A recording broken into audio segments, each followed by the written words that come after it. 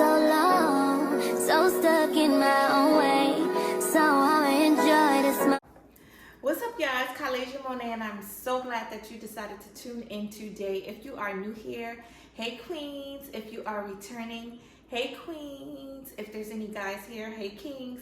Be sure to like, comment, and subscribe. Don't forget to push that post notification bell so you can know each and every time that I post a video.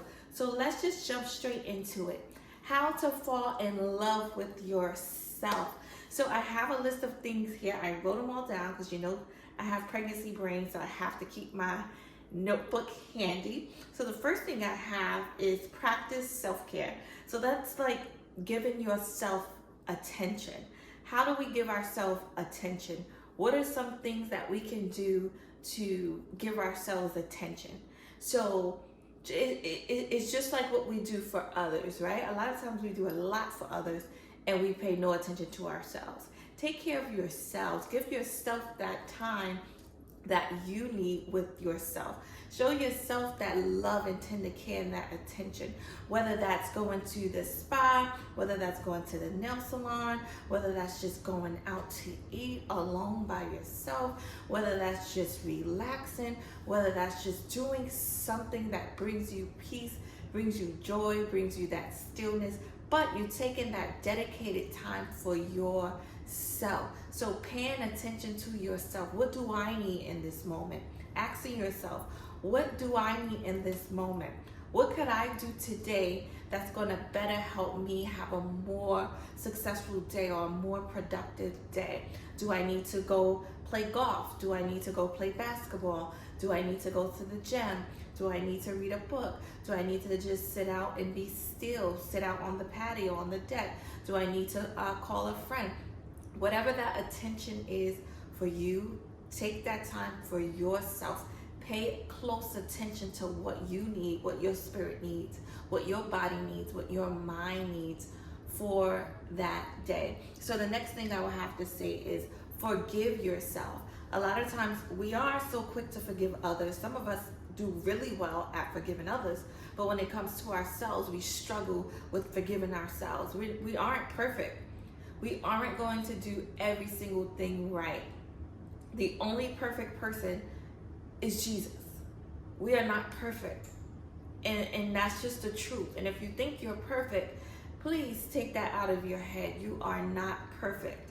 We won't cross every T and dot every I. We will make mistakes. We won't do everything right.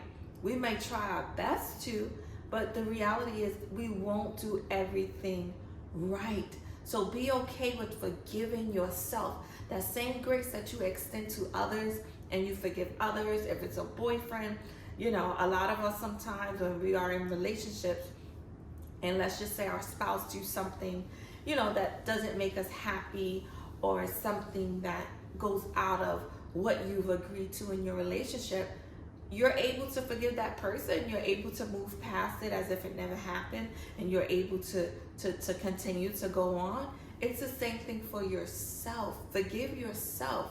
Give yourself the same grace. Be okay with saying, okay, I messed up today.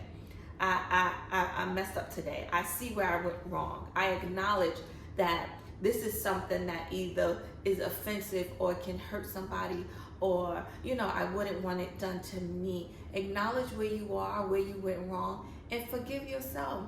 Be okay with forgiving yourself. So the next thing I would have to say is setting boundaries.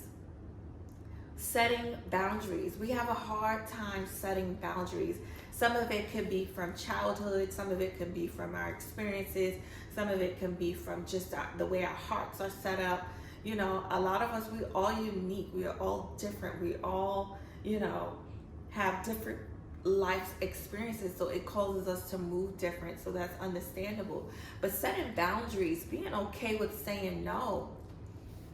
Being okay with saying no. Sometimes we just like the yes ma'am, yes ma'am, yes ma'am. If you ask me to do it, yes ma'am, but then somebody else asks me to do something else within the next hour, yes. And somebody else needs me to be in another state, yes. And somebody else needs me to show up for them for this, yes. Everything is yes. Everything is yes. And although you're showing up for people and you're being there for people, and people want you to do this and to do that and to do this and to do that, saying no is powerful. Being able to say, I can't do it. I'm not able to do it. As much as I would love to be there, as much as I would love to do this for you, I just cannot do it right now. So setting those boundaries and being okay with that. Sometimes we go through life and we feel like we just have to yes every single thing. But then we'll find ourselves running around like a chicken with our head cut off, and everyone else is satisfied, everyone else is pleased, and everyone else is happy, but yet we're sad, but yet we're broken, but yet we're run down, but yet we're overwhelmed. So setting those boundaries is not only helpful to that person, but it's helpful to you.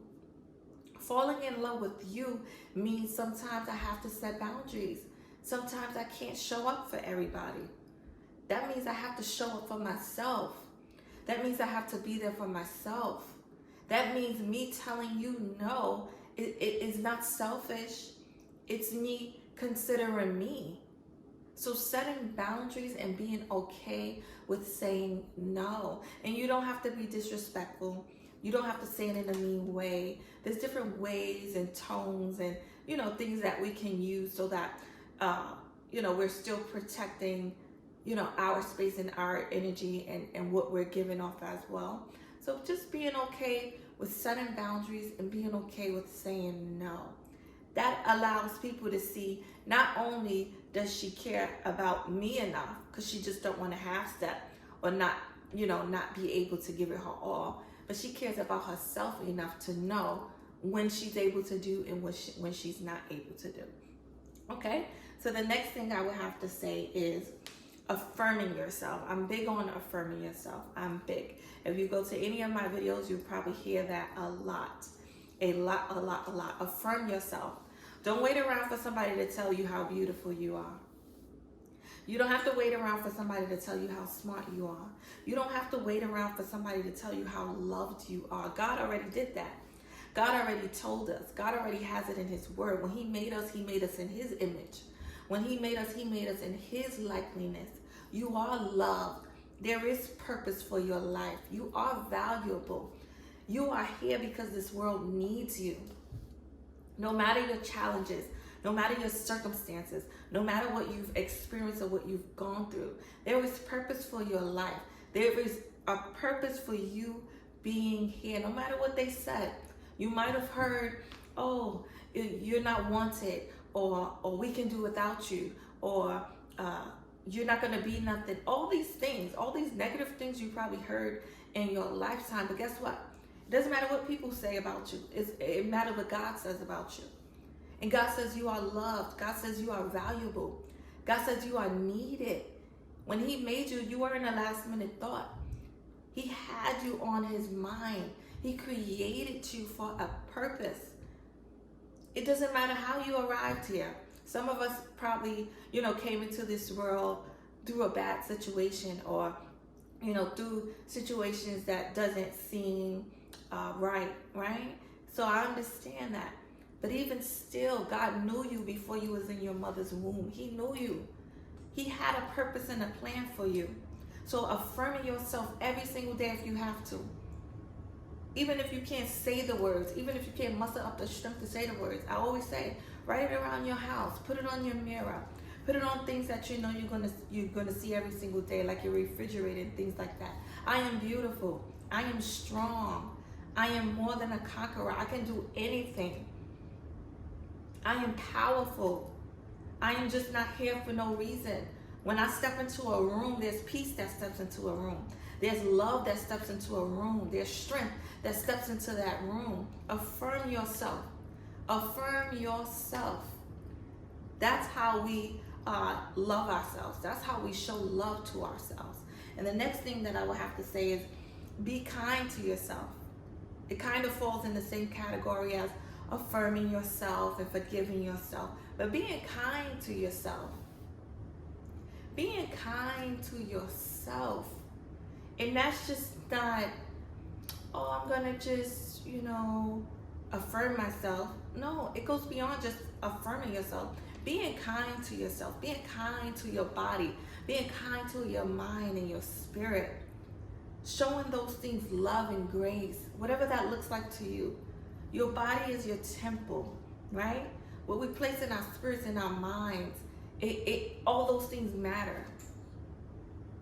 So being kind to yourself, showing yourself kindness, showing yourself the same kindness that you give to others.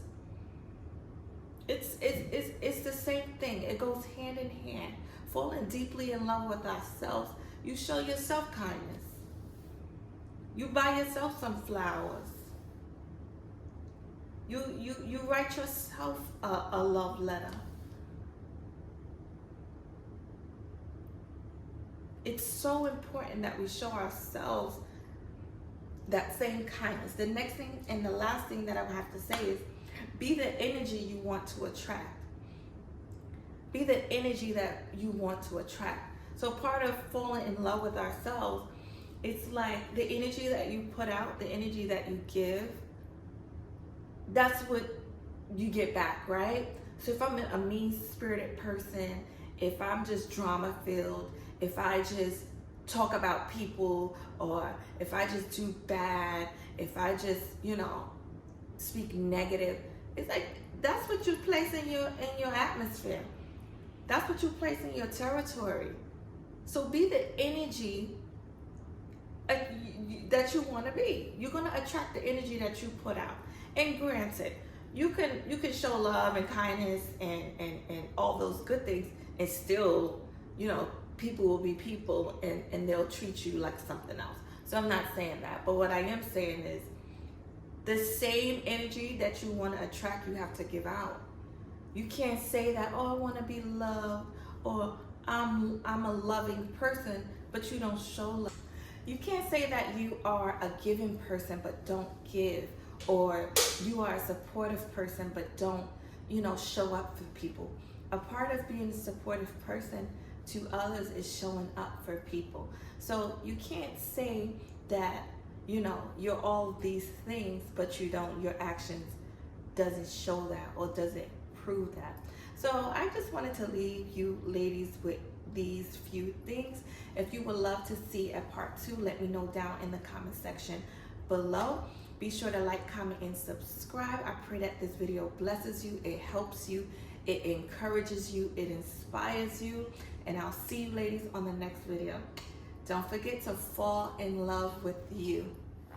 Joy this moment is the day that the Lord has